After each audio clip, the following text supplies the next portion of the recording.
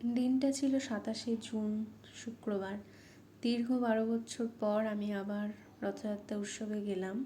বিকেলবেলায় তড়িঘড়ি রেডি হয়ে বেরিয়ে পড়লাম রথযাত্রার উদ্দেশ্যে, এবং জগন্নাথ মহাপ্রভুর খুব ভালোভাবে দর্শন হলো।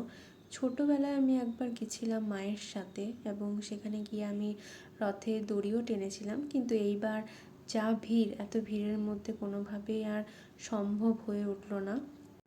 হালকা একটু মেঘলা ওয়েদার ছিল, কিন্তু যাক বৃষ্টি হয়নি। খুব ভালোভাবেই দিনটা পেরোলো।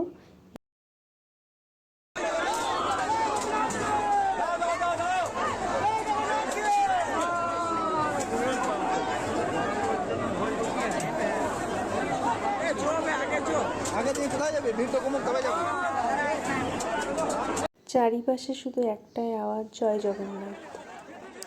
রথ উৎসব হচ্ছে বাঙালির একটা ইমোশন। সবাই সুস্থ থেকো, ভালো থেকো, সাবধানে থেকো। নমস্কার।